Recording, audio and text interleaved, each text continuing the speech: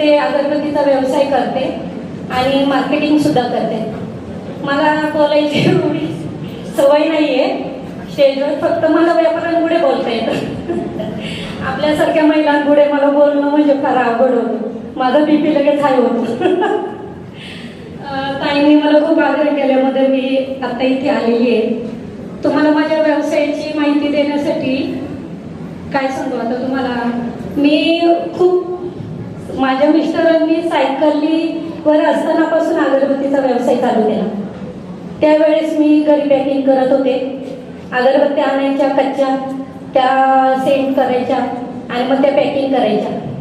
मी दिवसभर घरामध्ये ती अगरबत्ती पॅकिंग करायची आणि दुसऱ्या दिवशी माझे मिस्टर ते सायकलीवर घेऊन जायचे.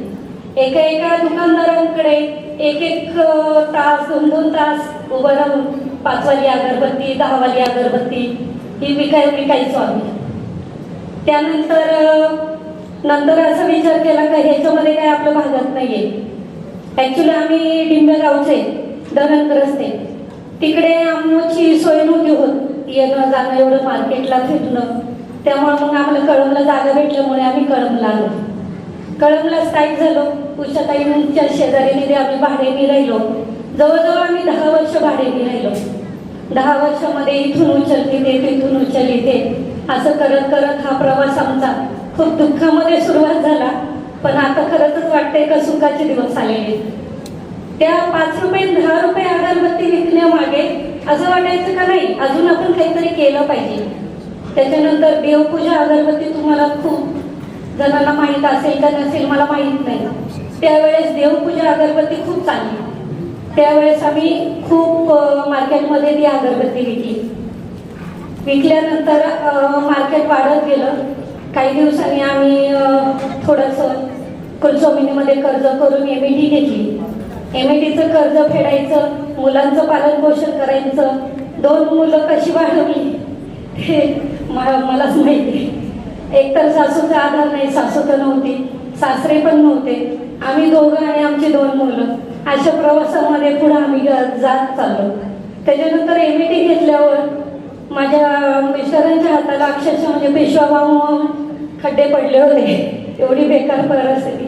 आम्ही दिवसभर माल पॅक करायचो, मी करायची एकटीच. आणि मग नंतर नाही जर झाला माल तेवढा तयार तर रात्रीची आम्ही रात्रवाडी 2 जण करायचो. दोघंही आम्ही रात्रभर अगरबत्त्या पॅकिंग करायचो आणि तेवढा माल आम्ही पाठवायचो. त्याच्यानंतर सेल एवढा वाढत गेला का अजून मागणी वाढायला लागली. काय करायचं पण असा व्यत्यय होता का पैशाशिवाय माणूस कोणताच पुढे जात नाही.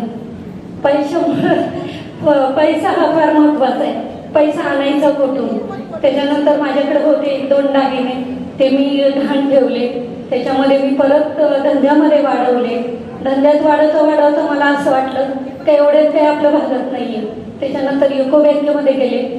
उषाताई तुम्हाला माहीत असेल डबे सर होते त्यावेळेस, जवळजवळ त्याला 15-1 वर्ष होऊन गेले.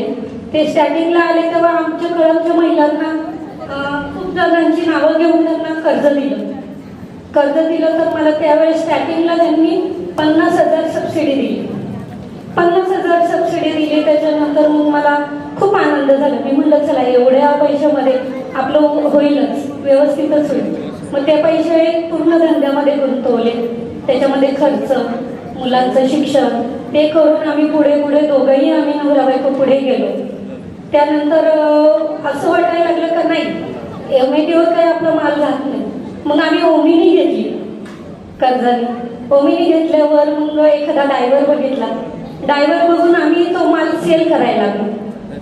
बोलता आम्ही 6 तालुक्यांमध्ये माल मार्केटिंग चालू केलं. 6 तालुक्यांमध्ये आम्ही माल द्यायला लागलो. त्याच्यामध्ये मी पॅकिंग करायची प्लस माझी मुलंही पॅकिंग करायची. तिथं आजूबाजूची जी छोटी मुलं यायची ती पण आवडीने पॅकिंग करू लागायची. त्यानंतर मग आम्ही मेणबत्तीचा व्यवसाय चालू केला. घरी मेणबत्ती बनवायला सुरुवात केली. पण माल एवढा लागत होता का एमईडी भरत नव्हती. मग काय करायचं. मग अचानक पुण्यामध्ये ओसवाल म्हणून कंपनी ती आमच्याकडे आली. ते म्हणले भावना खूप चालते, तुम्ही भावना सुरुवात करता का विकायला.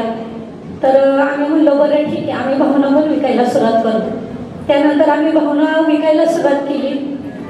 खूप मार्केट वाढवलं, भावना विकायला चालता चालता अजून जेडब्लॅकची कंपनी आली. जेडब्लॅक म्हणले का, व्यापारी काय बोलले का तुम्ही मार्केटिंग करताय तर आमचा पण माल सेल करा. म्हणलं बरं ठीक आहे. जेडब्लॅकची कंपनी चालू केली. त्यानंतर सायकल कंपनीवाले आले विचारत ते पण बोलले का तुम्ही घेताय का ते मार्केटिंग आमचं. तो म्हणलं हो चालेल आम्ही घेतो. तेही घेतलं. त्यानंतर मग ओमिनी पण पुरत नव्हती. मग आम्ही पिकअप घेतली आणि पिकअप घेतल्यावर माझे मिस्टर म्हणले का मला काही एवढं मार्केटिंग होत नाही, तू बाहेर निघालीस तर आपण दोघंही सेल करूया. कारण की ऑर्डरही भरपूर आहे, पण माल पोचवायला आणि पेमेंट आणायला महत्त्वाचा माणूस लागतो, तोच नाही. तर मी म्हणलं बरं ठीक आहे, मी पण बाहेर पडते. मग आम्ही दोघांनी, मी ओमिनीमध्ये जायला लागले, हे पिकअपमध्ये जायला लागले. त्याच्यानंतर आमचं मार्केटिंग एवढं वाढलं तर एवढ्या वस्तू आता आमच्याकडे आहेत ना, जवळजवळ अगरबत्ती, माचीस, मेणबत्ती, निशा मेहंदी, घासणी, कापूर, फोल्डिंग, कॅरीबॅग पण आहे. कॅरीबॅगचं सांगायला नाही कसे पण आहे, कॅरीबॅग पण आहे. त्याच्यानंतर पाणी ग्लास आहे, चहा ग्लास आहे, मेणबत्ती आहे, धूप आहे, ऊद आहे, गुलाब पाणी आहे, अत्तर आहे, मध आहे, गोमूत्र आहे, गंगाजल आहे. असं खूप वस्तू आम्ही एवढं मार्केटिंगला वाढवले तर आम्हाला 1 मिनिट सुद्धा, म्हणजे आज मी वेळ काढलाय तरी मला सारख्या व्यापाऱ्यांचे फोन चालेल, कधी येत आहे मॅडम, कधी येत आहे. आणि 6 तालुक्यांमध्ये आता एवढं आम्ही मार्केटिंग वाढवलंय का आम्हाला म्हणजे दोघं नवरा बायकोंना आणि माझ्या मुलाला अजिबात वेळच भेटत नाही. एवढं मोठं मार्केटिंग वाढवलंय आणि त्याच्यामध्ये मला पण माझा विश्वास बसत नाही का आमच्या कष्टाचं फळ आत्ताशी कुठेतरी चालू झाले. आत्ताच मी 15 दिवसापूर्वीच माझं गोडाऊनला मी रोड टच माळून येते जागा घेऊन मी तिथे गोडाऊन खूप मोठं बांधलेलं आहे. आणि ते औषधांना पण माहितीच आहे, अजून बरेच जणांना माहीत नाही आहे. आणि आपल्या बचत गटामध्ये, अनुसयामध्ये मी माझा पण गट त्याच्यामध्ये आहे. ताईंना सुद्धा मी बोललेले होते का मला सुद्धा कर्ज द्या. ताई म्हणल्या हो नक्कीच तुम्हाला कर्ज देऊ.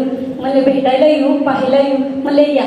कर्जाशिवाय कुठं कोणताही माणूस पैशाशिवाय कुठंच पुढे जात नाही, एवढा पैसा लागतो. आता मी कापूर आहे ना, जवळजवळ 20 टन कापूर मी दरवर्षी विकते. एवढा कापूर माझ्याकडे चालतो. भीमसेनी कापूर सुद्धा आहे. आणि आमचं एकच, दोघं नवरा बायकोचं एकच टार्गेट आहे का कोणालाही व्यापारीमध्ये कोणालाही फसवायचं नाही. कित्येक वेळा व्यापाऱ्यांचे पैसे जास्त आले तरी रिटर्न दिले. आणि मेन म्हणजे आमच्याकडं विश्वास हा खूप मोठा विश्वास आहे.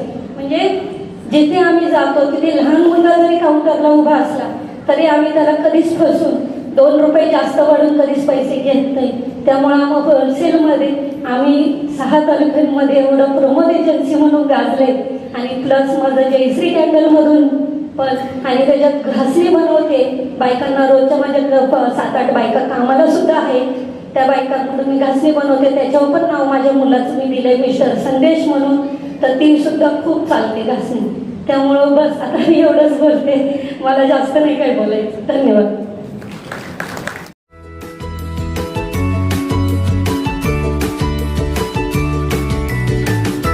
बातम्या शेतीच्या, बातम्या मातीच्या, बातम्या अन्यायाच्या, गुन्हेगारीच्या,